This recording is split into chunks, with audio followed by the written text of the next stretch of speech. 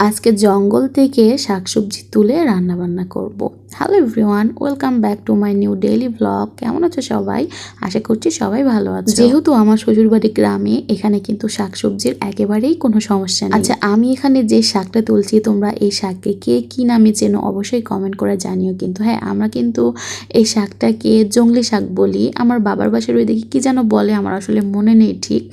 তো আজকে বাবা বলছিল আমাদের বাড়ির পেছন দিকটায় নাকি অনেক শাক হয়েছে, তো ভাবলাম আমি এটা আজকে তুলে রান্না করব, কারণ ছোটোবেলায় আম্মুকে দেখেছি এই শাকটা রান্না করে দিত, আর আমার এটা খেতে কিন্তু অনেক বেশি মজা লাগে। আর আমাদের বাড়ির পেছনে একটু বাবা পুঁই শাক লাগিয়েছিল, সেখান থেকে কিছু পুঁই শাকও তুলে নিয়েছি। পুঁই শাক রান্না করব আজকে মসুরের ডাল দিয়ে। তো আমি শাক তুলে নিয়ে এসে সুন্দর করে ধুয়ে বেছে কেটে সুন্দর করে রেডি করে রেখে এখন রান্না বান্না সব শুরু করে দিব।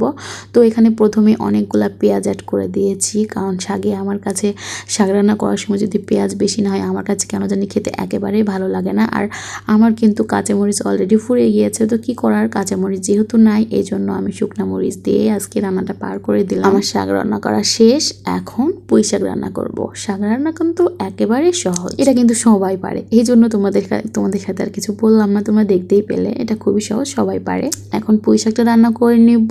তো পুঁই শাকটা আগেই সুন্দর করে দিয়ে দিয়েছি, দিয়ে এক গাদি পেঁয়াজ দিয়ে দিলাম। আমাকে অনেকে বলো যে আপু তুমি রান্নায় এত বেশি পেঁয়াজ দাও, তোমার শ্বশুরবাড়ির মানুষ কিছু বলে না? তো না আপু, আমাকে কেউ কিচ্ছু বলে না, কারণ আমি যেভাবে রান্না করি না কেন তারা কেউ কখনোই কিছু বলে না, কারণ তাদের কথা আমার সংসার, আমি যেভাবে চালাবো সেভাবেই তো চলবে, তাই না? এই জন্য অন্যান্য শ্বশুর শাশুড়ির মতো আমার শ্বশুর শাশুড়ি না, আমাকে কেউ কখনো কিছুই বলে না। আমি যেভাবেই কাজ করি না কেন, যেভাবেই যাই ব্যবহার করি না কেন তাদের কোনো সময় কোনো রকমের কমপ্লেন থাকে না, কারণ তাদের কথা আমার সংসার, আমি বুঝে নেব।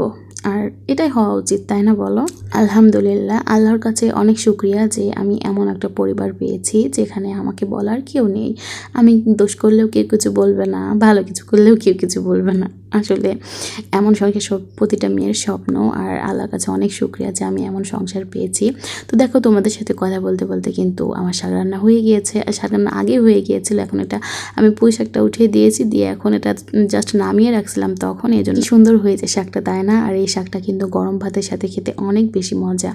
তো আমার পুঁই শাকটাও কষানো শেষ, এখন আমি ডালও অ্যাড করে দিয়েছি। আর পুঁই শাক কিন্তু মসুর কালাই দিয়ে খেতে অনেক বেশি মজা লাগে, কি বলো তোমরা? আমার কাছে কিন্তু অনেক বেশি ভালো লাগে। যেহেতু আমাদের পুঁই শাক এখনো খুব বেশি বড় হয়নি, এই জন্য পুঁই শাকের ডাটাগুলো একেবারে এখনো চিকন, এখনো খুব বেশি মোটা হয়নি। তারপরেও যেহেতু হাটের আগের দিন, এই জন্য এগুলাই রান্না করলাম। তো আমার রান্না বান্না শেষ, সবাই ভালো থেকো। আজকের ভিডিও এখানে শেষ করছি। দেখা হচ্ছে নেক্সট ভিডিওতে। আল্লাহ হাফিজ।